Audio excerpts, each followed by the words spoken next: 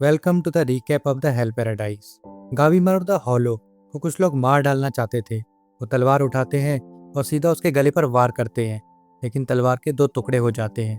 गावीमारू the hollow, इसकी power बहुत ही amazing है। गावीमारू इवागाकुरा विलेज का एक शिनोबी था, यानी एक निंजा, जिसने बचपन में इतनी खतरनाक ट्रेनिंग पास की थी जिसका अंजाम या तो मौत है या फिर तुमको मिलेगी सुपर ह्यूमन बॉडी और स्ट्रेंथ। अब समझ जाओ गावीमारू इतना स्ट्रांग क्यों है। शिनोबी निंजुत्सु का यूज करते हैं, लेकिन ये निंजुत्सु क्या है मैं बताता है। हेल पैराडाइज के वर्ड में हर तरह के एनर्जी सोर्स को ताओ बोला जाता है। निंजुत्सु इस वर्ड की हर तरह की एनर्जी से लिंक है, जिसे शिनोबी अपनी बॉडी से चैनल कर सकते हैं डिफरेंट टेक्निक के जरिए, जिससे उनमें सुपर ह्यूमन स्ट्रेंथ आ जाती है। अपने गावीमारू यूज करता है फायर निंजुत्सु को। वो फायर को मैनिपुलेट कर सकता है। अब वो गावीमारू को जला देते हैं। गावीमारू खुद फायर को कंट्रोल कर सकता है, तो उसे कुछ हो भी नहीं सकता। लिटरली वो उसके पैरों को बुल से बांधकर खिंचवाते हैं, लेकिन गावीमारू को कुछ नहीं होता। इनडिस्ट्रक्टेबल बॉडी है बंदे की। गावीमारू ऐसा मानता है कि उसकी लाइफ में कुछ है ही नहीं, इसलिए उसे तो मर जाना चाहिए। साथ ही साथ मैडम यामाडा आसिमोन सागिरी गावीमारू से पूछताछ कर रही थी, जो कि एक एग्जीक्यूशनर है यामाडा क्लैन से। गावीमारू उसे अपनी कहानी बताता है कि जब वो पैदा हुआ तब विलेज चीफ ने उसके माँ बाप को मार डाला, लेकिन उसे कोई फर्क नहीं पड़ा। ना उसका कोई सपना था, ना उसका कोई मकसद। उसे जिसको मारने बोला जाए वो उसे मार डालता था, लेकिन वो इन सब से तंग आ चुका था, इसलिए वो गांव से भागना चाहता था। अब सैगिरी एक सवाल का जवाब जानना चाहती थी कि वो गांव छोड़कर क्यों भाग रहा है। वो हॉलो है, उसके कोई फीलिंग्स नहीं है, फिर भी गावीमारू बताता है कि वो पूरे गांव में सबसे ज्यादा शक्तिशाली था, जिससे चीफ ने अपनी बेटी की शादी उससे करवा दी। और उसकी वाइफ तो बहुत ही स्टूपिड है और उसकी बहुत बुराइयां करता है, और वो बस इस मारकाट वाली लाइफ से परेशान हो चुका है और पीसफुली अपनी वाइफ के साथ रहना चाहता है। लेकिन गांव के चीफ ने उसे ऐसा करने नहीं दिया।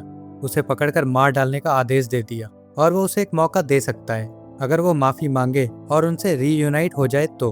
अब सैगिरी का पीए बताता है कि गावीमारू द हॉलो एक बार इस मॉन्स्टर ने 20 लोग जो इसे अरेस्ट करने आए थे उन्हें जान से मार डाला, और उन लोगों का मानना था कि वहाँ के शिनोबीज ने किसी तरह का ड्रिंक लाइफ ऑफ एलिक्सर पिया है, जिससे वो सब इमोर्टल हो चुके हैं। सैगरी गावीमारू से बोलती है, अगर तुम्हारी लाइफ में कुछ नहीं है, सब एम्प्टी है, तो तुम मरने से रजिस्ट क्यों कर रहे हो। असाइमोन यामाडा सैगरी यामाडा क्लैन से है, जिनका काम होता है गावीमारू जैसे लोगों को मारना, जो हाईली स्किल्ड स्वॉर्ड्समैन होते हैं और कई पीढ़ियों से क्रिमिनल्स को एग्जीक्यूट करते आ रहे हैं। और वो गावीमारू के मरने की इच्छा को पूरी करेगी, और वो तुरंत अपनी तलवार निकालकर गावीमारू पर वार करती है।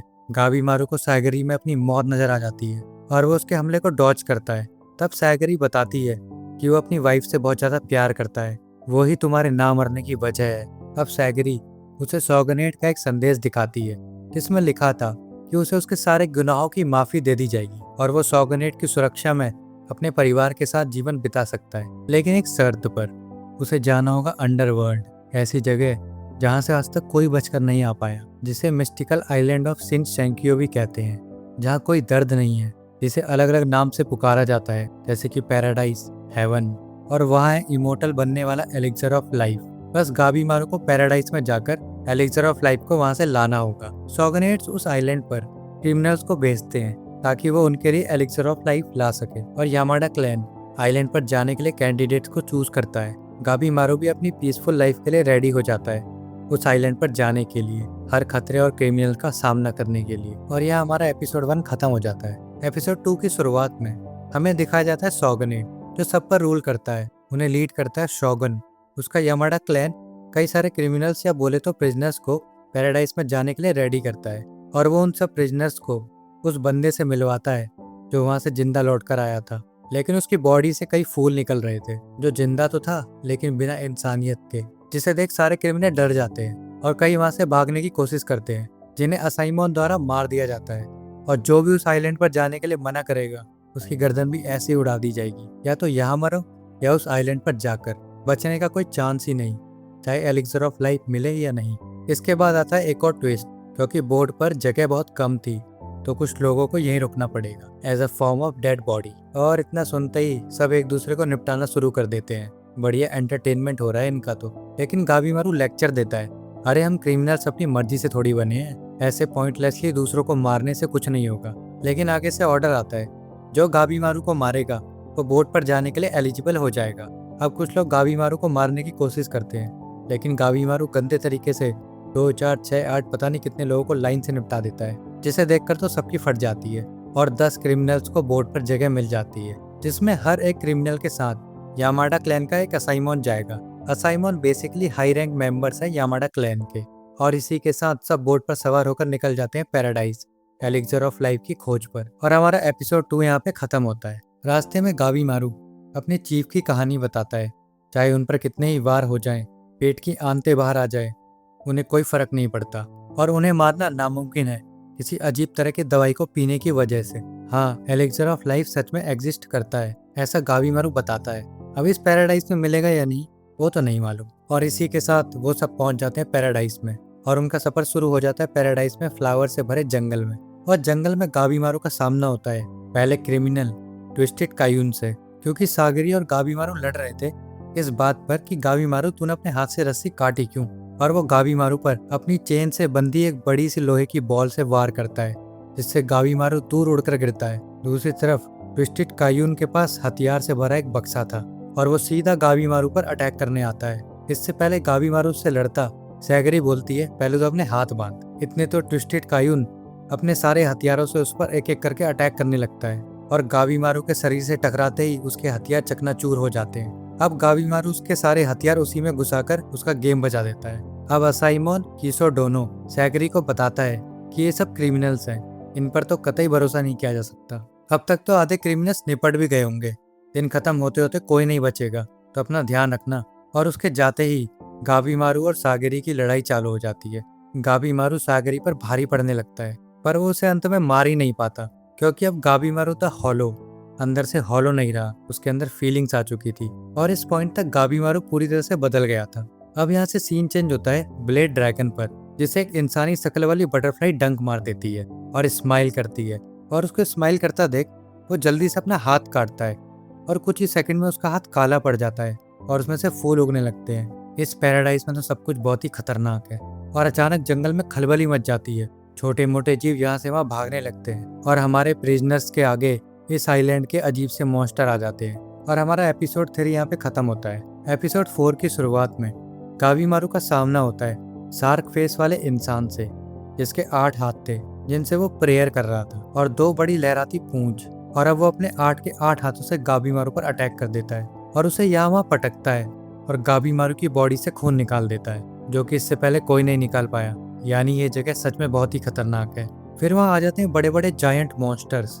अब गावीमारू अपने निंजुत्सु का यूज करके सारे मॉन्स्टर को एक एक करके मारने लगता है और उनमें से एक मॉन्स्टर सागरी के पीछे आता है, लेकिन गावीमारू से बचा लेता है और उनके पीछे से यूजिरिया 2 असाइमोन के साथ आकर मछली के मुंह वाले मॉन्स्टर को निपटा देती है और यूजिरिया आकर गावीमारू पर लाइन मारने लगती है, लेकिन गावीमारू अपना उसके हाथ मरोड़कर उसे लाइन पे ले आता है। सैगरी उससे पूछती है तुम्हारे पास 2 असाइमोन क्यों हैं? ऑब्वियस सी बात है उसने इसे भी सेट कर लिया होगा। यूजिरिया उन्हें काफी सारी इन्फो देती है हार्मफुल बग्स के बारे में, जिसने सारे एक्सपेरिमेंट माकिया के ऊपर किए थे। यूजिरिया उन्हें टीम अप करने के लिए बोलती है और अपनी कहानी भी सुनाती है। इसके बाद हम देखते हैं 2 भाई चौबे और थोमा को। चौबे और थोमा 2 अनाथ भाई, जिन्होंने इन जालिम दुनिया में सरवाइव करने के लिए गैंग के साथ मिलकर कुछ छोटे मोटे कांड कर दिए।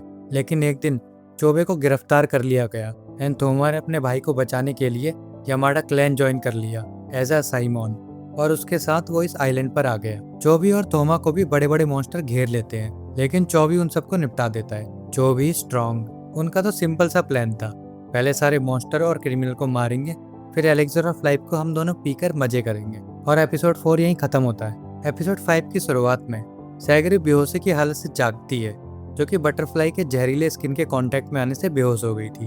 अब गावीमारू बताता है कि जब वो इस आइलैंड पर खाना ढूंढ रहा था तो उसे रियलाइज होता है कि यहाँ जो फ्लावर्स हैं वो सेम मेन लैंड पर उस समुराई की बॉडी पर भी थे। यानी कि ये फ्लावर्स वही लोग हैं जिन्हें यहाँ पहले भेजा गया था। और उन्हें वहाँ मौजूद बुद्धा के स्टैचूज से पता चलता है कि यहाँ पक्का कोई ना कोई तो रहता है जिसने ये सब क्रिएट किया है, और यहाँ कौन रहता है इसका हमें आगे पता चलेगा। सागिरी नोटिस करती है कि जब उसने एक मॉन्स्टर की बॉडी को कट किया तो उसके अंदर ना कोई ऑर्गन था ना कोई बोन। तो क्या यहाँ सच में एलिक्सर ऑफ लाइफ है? गावीमारू ऐसा सोचता है। गावीमारू एंड टीम डिसाइड करती है कि पहले उन्हें यहाँ के मॉन्स्टर्स को समझना होगा कि ये कहाँ और कैसे रहते हैं, वैसे टास्क बहुत डिफिकल्ट है देखा जाए तो। अब गाजी डोनो सैगरी को घर जाने के लिए बोलता है, क्योंकि सागरी यामाडा फर्स्ट की बेटी थी, जो यामाडा क्लैन के वंश को आगे बढ़ाएगी। अब यहाँ साइमन सेंटा बताता है कि यहाँ से बोट के सहारे निकलना भी नामुमकिन है, क्योंकि यहाँ के मॉन्स्टर पहले ही सारी बोट्स को तबाह कर चुके होंगे। और हाँ, अगर तुम बहुत ज्यादा लकी हो तो तुम बच सकते हो, और अगर इन्हें यहाँ एलिक्सर ऑफ लाइफ मिल भी गया तो इनका वापस जाना भी बहुत मुश्किल है, क्योंकि साइलेंट पर चारों तरफ ही मॉन्स्टर्स हैं। और धीरे धीरे गावीमारू और सैगरी के बीच भी दोस्ती बढ़ रही थी। अब सुबह होते होते सैगरी डिसाइड करती है कि वो इस आइलैंड पर ही रहेगी। उसे कोई बच्चे नहीं चाहिए, और उसे सबको प्रूव करना था कि वो उसे वुमेन नहीं एक समुराय समझे और उसके फैसले की इज्जत करे, बिना जेंडर बायस हुए। लेकिन ये सुनकर असाइमोन गाजी डोनो बिल्कुल भी खुश नहीं होते और उस पर अपनी तलवार से अटैक करते हैं, और साथ ही साथ बोलते हैं बैटलफील्ड में औरतों की कोई जगह नहीं। लेकिन सैगरी उसकी तलवार उससे छीन लेती है, और अचानक गाजी डोनो के पीछे रोकू रोता आता है और उस पर जोरदार वार करता है। और इसी के साथ एपिसोड 5 खत्म होता है। एपिसोड 6 की शुरुआत में रोकू रोता के वार से गाजी डोनो बहुत दूर गिरता है। अब जैसे ही रोकू रोता सैगरी पर वार करने आता है, काबीमारू उड़ता हुआ आता है और रोकू रोता के जोरदार लात मारता है और उसे दूर फेंक देता है। अब रोकू रोता और गाबीमारू आमने सामने थे, और गाबीमारू अपनी ट्रेनिंग को याद करके सीधा भिड़ जाता है रोकू रोता से। लेकिन उस मॉन्स्टर के हमले काफी तगड़े थे। गाबीमारू को पता था अगर एक पड़ गया तो वो तो गया। जैसे तैसे वो उसके अटैक से बचता है और उस पर कई अटैक करता है, लेकिन रोकू रोता पर कोई फर्क ही नहीं पड़ता। गाबीमारू सोच में पड़ा था कि मैं इसे कैसे हराऊं। तभी रोकू रोता उस पर एक वार करता है, जिसे गाबीमारू तो डॉज कर लेता है, लेकिन रोकू रोता देखता है उसकी पिंकी फिंगर कट के नीचे गिर चुकी थी। और इसकी उंगली को कौन काटा दोस्तों? सैगरी। सैगरी फॉर्म में आ चुकी है, एकदम समझदार और ताकतवर बन चुकी है। अब गाबीमारू और सैगरी उस पर कई अटैक करते हैं, लेकिन रोकू रोता पर कोई असर ही नहीं होता।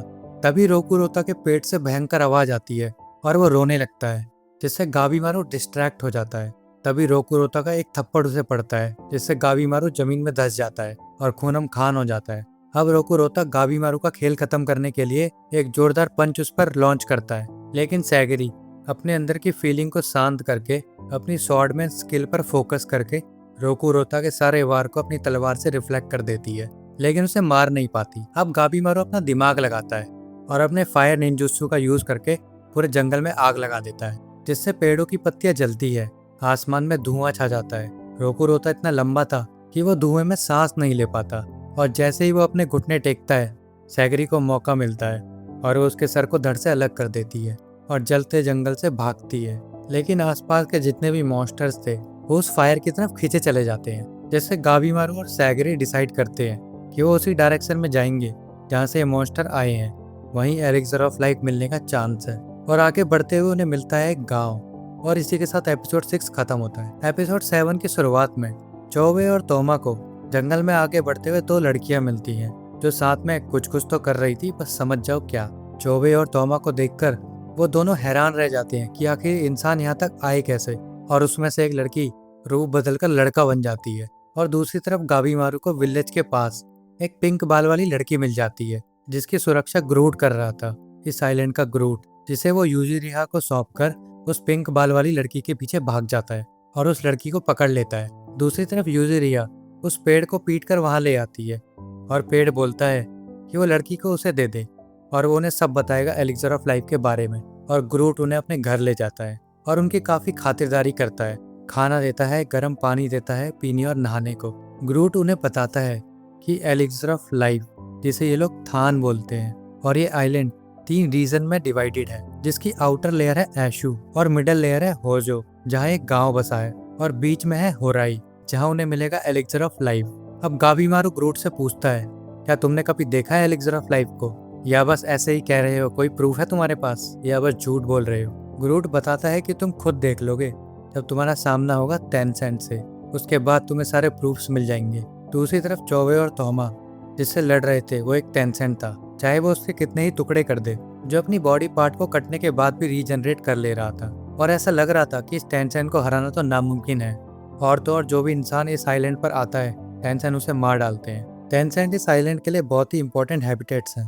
वो लाइफ को कन्वर्ट करते हैं फ्लावर्स में, जिससे वो बनाते हैं एलिक्सर ऑफ लाइफ। एंड ग्रूट बताता है कि उसने भी एलिक्सर ऑफ लाइफ चखा है।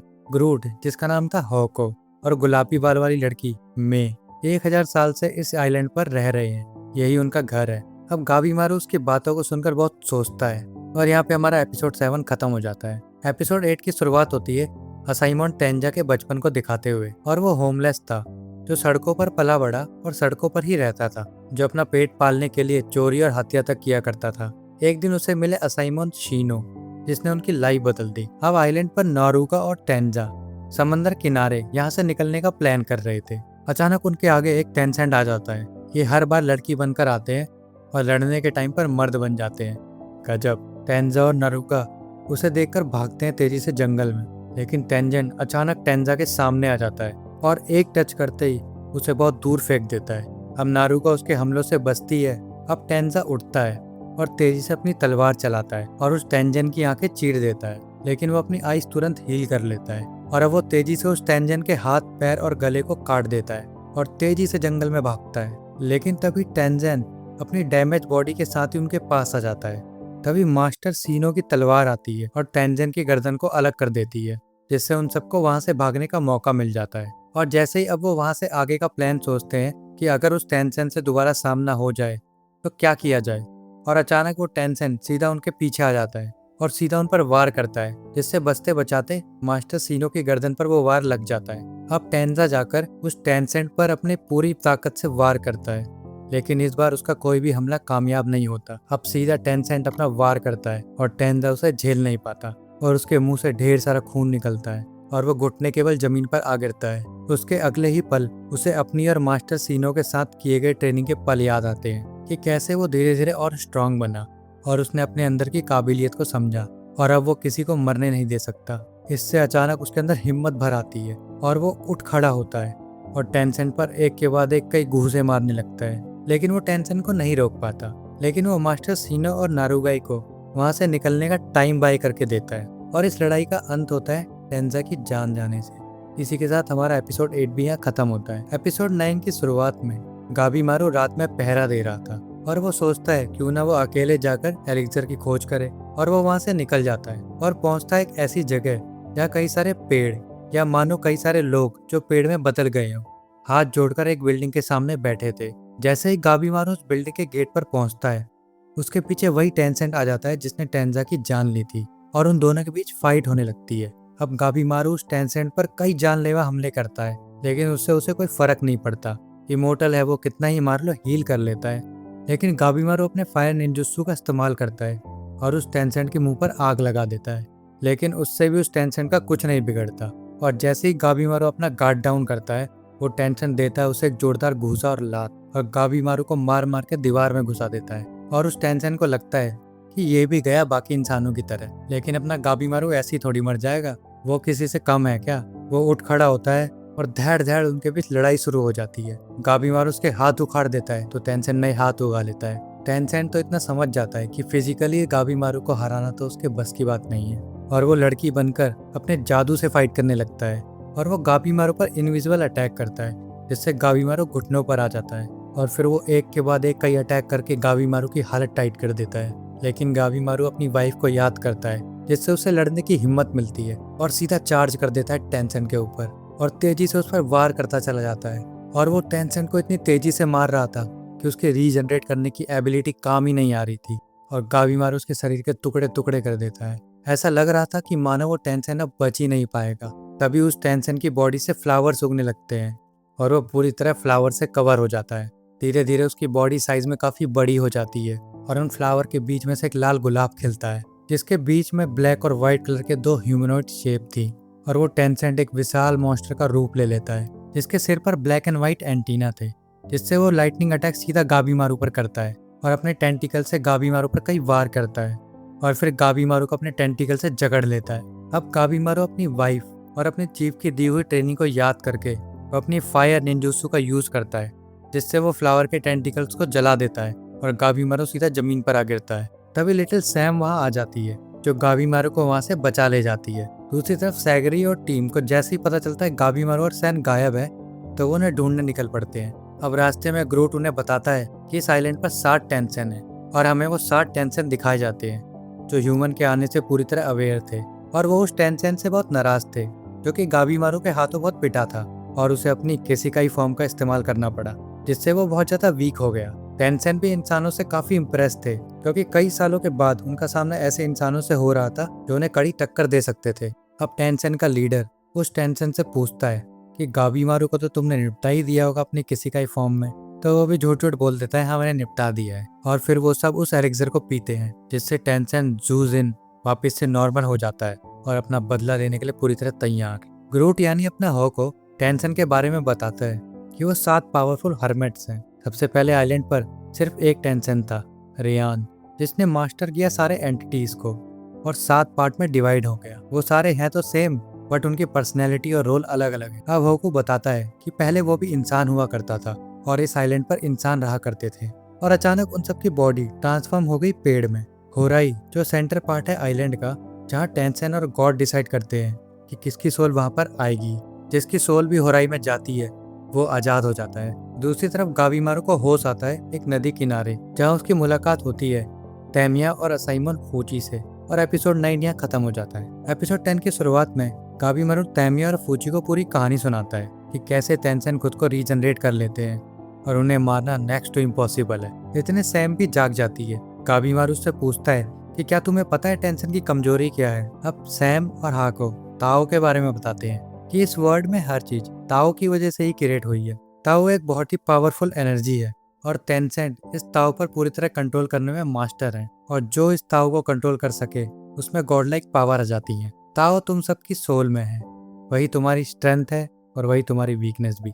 स्थिरता और गति, रेज और कॉमननेस, यिन और यैन ऐसा साइकिल है जहाँ इनका ट्रांसमाइग्रेट ही ताओ का संचार करता है, जिससे कि तुम एक ऐसी स्टेट में पहुंचते हो जहां तुम अपनी सारी लिमिट क्रॉस कर देते हो या फिर किसी भी जानलेवा इंजरी से सरवाइव कर जाते हो, और सब ताओ को सीखने में लग जाते हैं। दूसरी तरफ चौबे और तोमा उस गहरे गड्ढे से बाहर आ जाते हैं। तोमा चाहता था कि वो इस आइलैंड से निकल चले, लेकिन चौबे को तो उस टेंसेंट को मारना था, और वो अंदाजा लगाता है कि इनकी कमजोरी है इनका शरीर का निचला हिस्सा, और वो एक पेड़ की तरह हैं जो नीचे से ऊपर की ओर रीजनरेट होते हैं। और अचानक उनके सामने आता है डोसी बी, जो उन टेंसेंट के लिए सारे ह्यूमंस को लोकेट करने का काम कर रहे थे।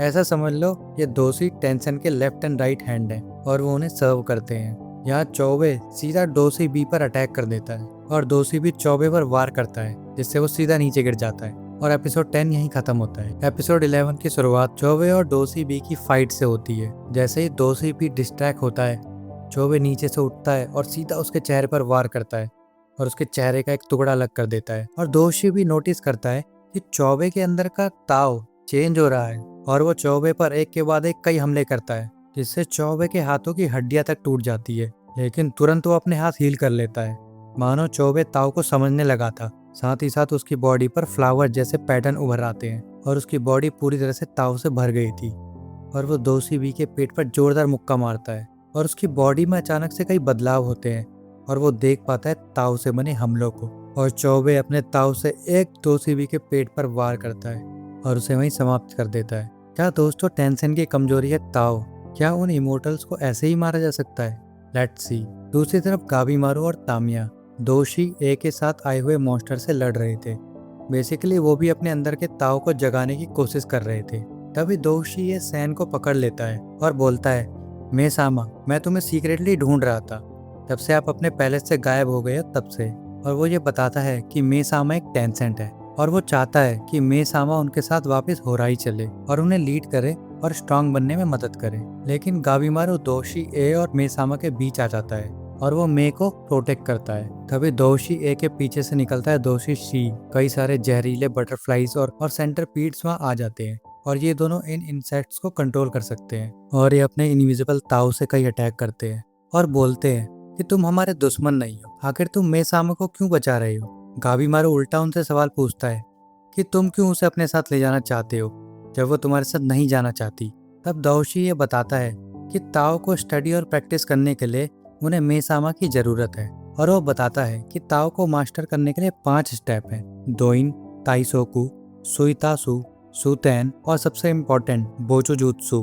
बोचुजुत्सु के लिए उन्हें जरूरत होती है एक पार्टनर की, और वो पार्टनर के साथ क्या करते हैं बस समझ जाओ। जितने भी लिविंग थिंग्स होते हैं उनके अंदर होता है यिन या फिर यांग की, जो आपस में मर्ज होकर ताओ को एनहेंस करता है इसलिए तेंसेन लड़की और लड़का दोनों का रूप ले सकते हैं। और दूशी ये बोलता है कि उसका यांग और मैसामा का यिन की आपस में कंबाइन होकर ब्यूटीफुल jutsu बनाएंगे।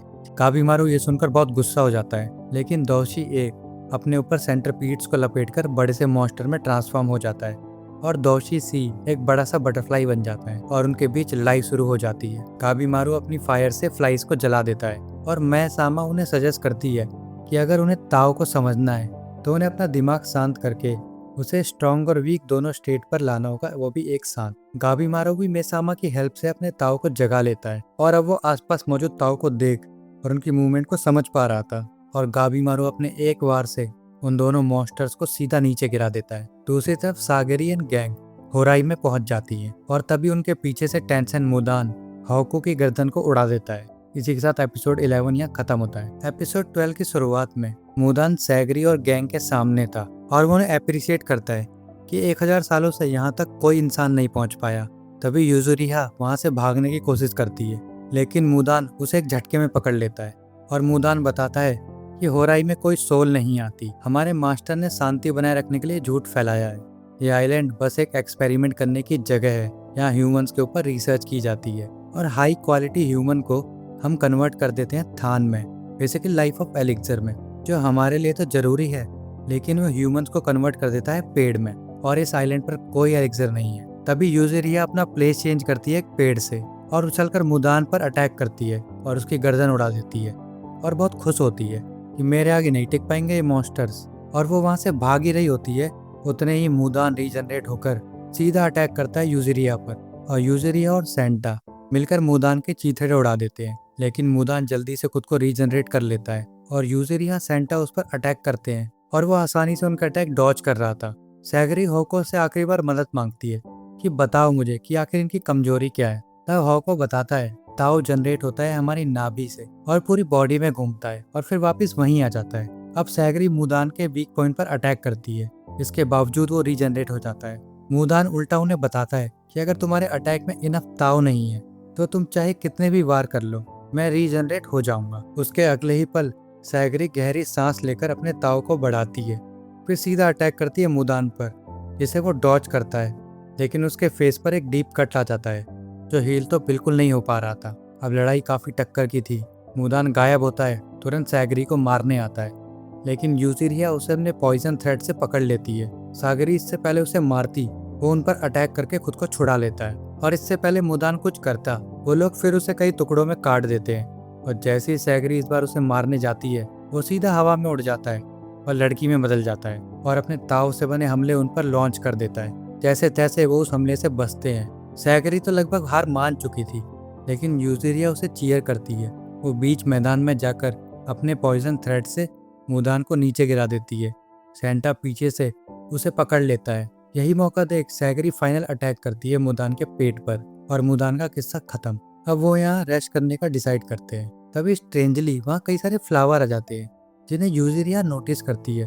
तभी एक फ्लावर सीधा यूजुरिहा पर अटैक करता है, जिसे सेंटा बीच में आकर अपने ऊपर ले लेता है, जिससे सेंटा के चेहरे पर कई फ्लावर्स उग जाते हैं, जिससे वो तुरंत उसके चेहरे से सारे फ्लावर को कट कर देते हैं। पर मुदान आता है अब अपने फाइनल मॉन्स्टर वाले रूप में और सीधा अपनी लताओं से उन पर अटैक करता है। तभी मास्टर सीनो आकर उसकी सारी लताओं को काट देते हैं और यही हमारा एपिसोड 12 खत्म होता है। एपिसोड 13 की शुरुआत में मास्टर सीनो भी अब इस लड़ाई में उतर चुके थे। मास्टर सीनो अपने अंदर के ताव का इस्तेमाल करके मॉन्स्टर को काटे जा रहे थे। मॉन्स्टर उन पर कई अटैक करता है, लेकिन सीनो इतने स्ट्रांग थे कि वो सबसे आसानी से बच जाते हैं और सीधा अपनी तलवार घुसा देते हैं मॉन्स्टर के पेट में और एक जोरदार लात मारकर उसे दूर फेंक देते हैं। मास्टर सीनो के ताव से भरे हमलों से वो रीजनरेट भी नहीं कर पा रहा था, लेकिन मॉन्स्टर मास्टर सीनो को स्क्रैच कर देता है और उनकी बॉडी में पॉइजन इंजेक्ट कर देता है, जिससे उनकी बॉडी पे कई फ्लावर ग्रो होने लगते हैं और वो अपनी बॉडी को कट करके सारे फ्लावर्स को निकाल देते हैं, जिससे उनका काफी ब्लड लॉस हो रहा था। ये देख सागरी और नुरुकी भी मास्टर सीनो की मदद करने लड़ाई में कूद जाते हैं। सागरी बताती है कि इसकी नाभि पर वार करके इसे मारा जा सकता है। सागरी मास्टर सीनो को प्लान बताती है कि वो दोनों यूजुरिहा के पॉइजन बैंडेजेस से कवर हैं, जो उन्हें उस मॉन्स्टर के जहर से बचाएगा और हम दोनों सामने से उसे डिस्ट्रैक्ट करेंगे और तुम पीछे से जाकर उन दोनों बॉडीज को एक साथ कट कर देना। अब प्लान के मुताबिक सागरी और नुरुगी सीधा उस मॉन्स्टर पर अटैक करते हैं। मास्टर सीनो भी उसकी लताएं काटकर उसके पीछे की ओर भागते हैं और उसके लेजर अटैक को डॉज कर वो उसके पीछे आ जाते हैं और सीधा उस पर एक जोरदार अटैक करते हैं और उसके हाथ को काटकर उसे नीचे गिरा देते हैं।